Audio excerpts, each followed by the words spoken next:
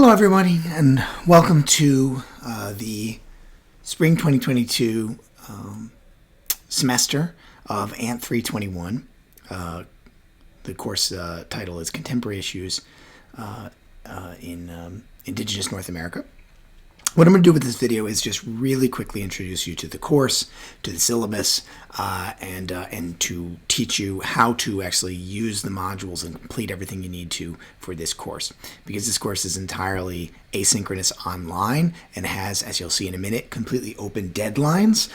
Knowing how to actually complete all the modules and do all the work is really important. So let's start here with the syllabus, and we'll go from there. As I said, the course title for this class has changed. If you know anybody in the past who's taken this class, it used to be called Indians of North America. And in fact, there was a warning, so just a heads up, that it was possible that some students might have accidentally signed up for this class even though they had already taken it because the name of the course had changed. So if that might be you, look into that and make sure, because we don't have a lot of time until ad drop period ends next week, I believe next Tuesday. So not a lot of time, just 4 or 5 days to do that. So double check that for yourselves. But the course title has been updated in the course description, which was something that took me quite a while to get done, but I'm happy to have finally done it, I think for somewhat obvious reasons. So this is ANT 321, Section 1. This is Spring 2022. It doesn't have a schedule because it's an online asynchronous class. My name is Dr. Farley. I'm a professor in the anthropology department, and I'm here all the time, so you can reach out to me anytime if you want to take courses with me in the future. I'm not a part-time faculty member, so I'll be here again next semester and onward. Also listed here are my email address, which is always the best way to get a hold of me. This is my office phone.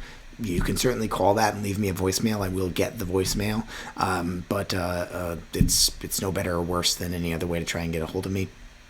And this is just noticed a little typo here. This says office hours, so ignore that.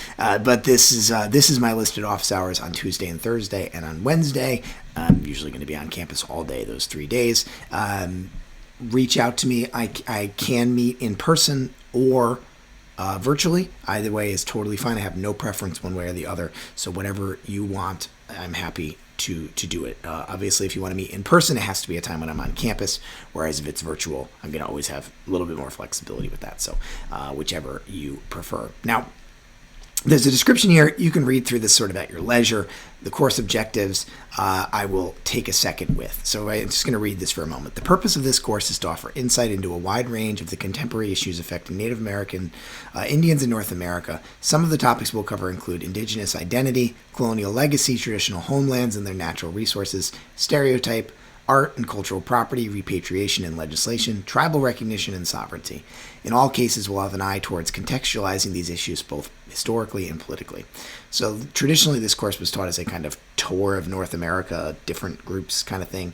I've made the course much more about contemporary issues that are happening right now in Indian country. This is a good place and time for me to point out that I am not an indigenous person. I don't claim any indigenous heritage, and I never will, and I never will pretend to do so. So I know a lot about this topic. I've studied this topic. I've published on it. I took graduate courses on it in graduate school, and I've taught it for many years. But I'm always going to be speaking about it as something of an outsider, from sort of an edict perspective. That's just the nature of it. I've been tapped to teach this course. It would be great if we had an indigenous person on faculty in the anthropology department.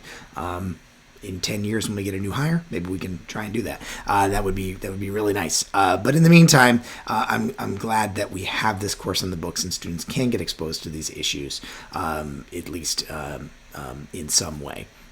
So most of the rest of this text is kind of boilerplate stuff.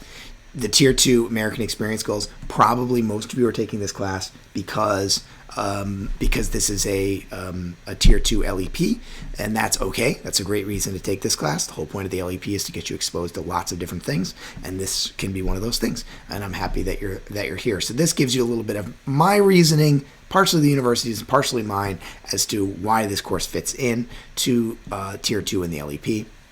information here about plagiarism and academic misconduct. Maybe most important here. I need to update this. This website has changed. I don't know if this link will still take us there. It does. This is good. Okay, so the link is still live, so that's all right. But this office's name has changed. That was smart. They have this now forwards to the new link. But this office is now called CASAS, CASAS, instead of the DRC, the Disability Resource Center. But this is the office on campus that handles students who need access for disabilities. They are great. You can work with them, and they will tell me what you need while keeping that distance, right? That privacy distance. So I don't hear anything about what the reason is that you need something. They just tell me what you need so that I can provide it.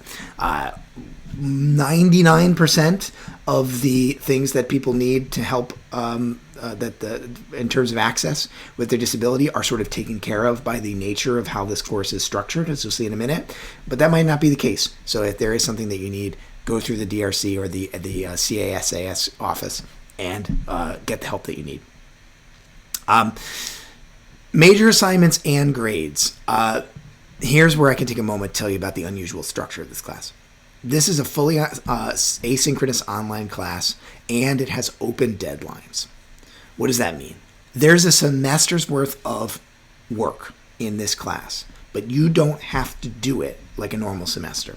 So you don't have to, in week 1, do module 1, in week 2, do module 2.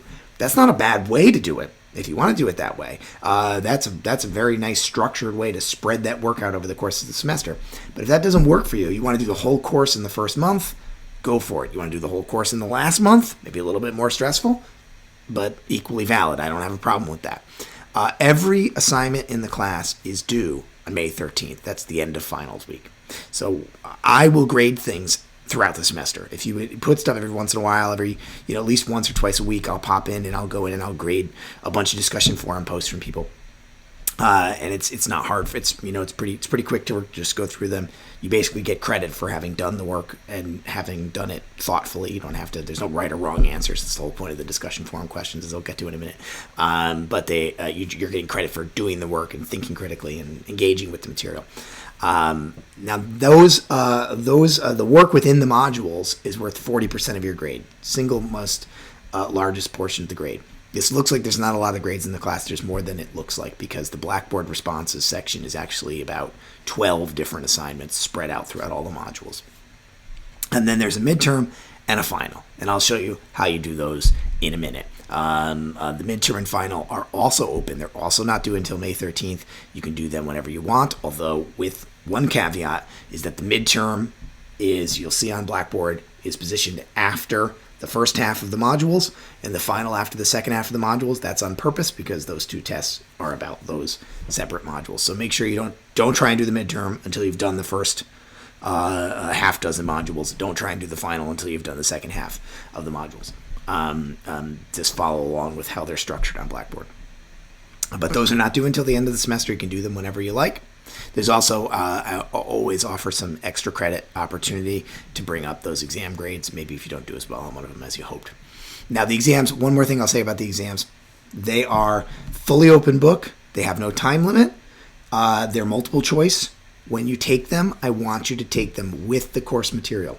Open them up, have Blackboard there. If you don't know an answer to a question, go back into the material and try and find that answer. Go back to the lecture, go back to your notes, go back to the readings, whatever, to try and find that answer. I want you to take that opportunity to find the right answers rather than, it's not really a test to sort of see how much you can remember. That's not the point. It's I want you to re-engage with the material to take the test.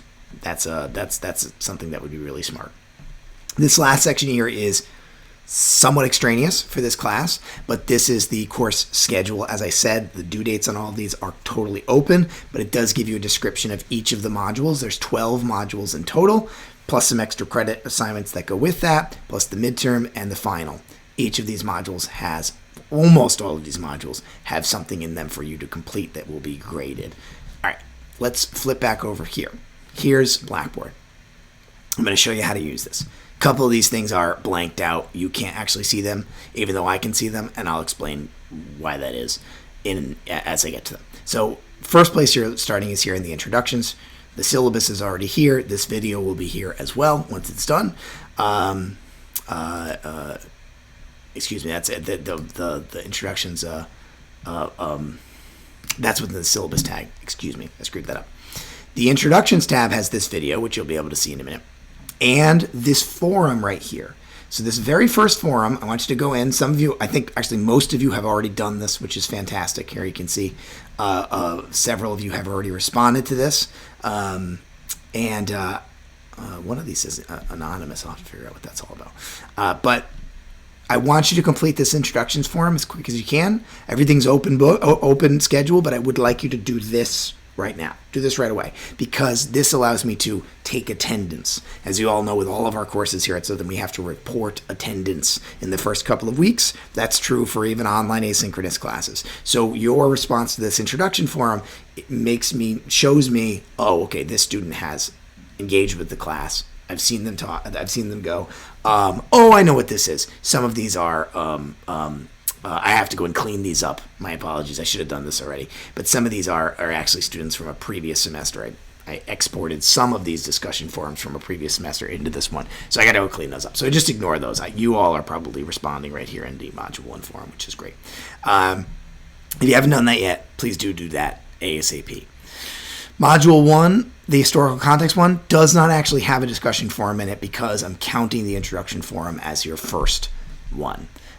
This thing here says skip this module. You can't actually see this. I have that there as a stub. This is a module I'd like to reinstitute eventually. It involves a film that I can't get access to right now. Once I can get access to that film, I'm going to put that back in. So that's why I keep that. It lives there.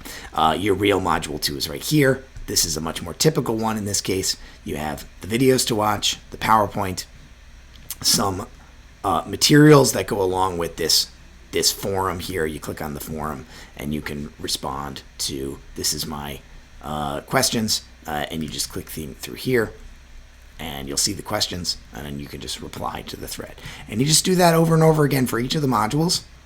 Right here's module 3, some videos to watch, the actual PowerPoint if you want to look at that, and then the module 3 questions themselves, and on and on.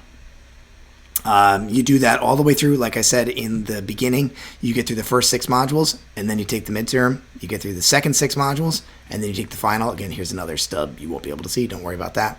The midterm and final are not yet up. That's what this little symbol means here. You won't be able to see them on your end. I will put them up as soon as I've got them ready. I like to update them every semester, or change some questions, write new questions. So they're not available yet. They will be as soon as they're available, of course. I'll send out an email to let everybody know. There's also some extra credit questions that you can tackle here as well. I've also got a link out to this little side project of mine, this video game archaeology thing. This is a research project / pedagogical project that I'm doing separate. It's not actually directly related to the course, although a lot of the material on there is about stuff that we talk about in this class. So I link it out there.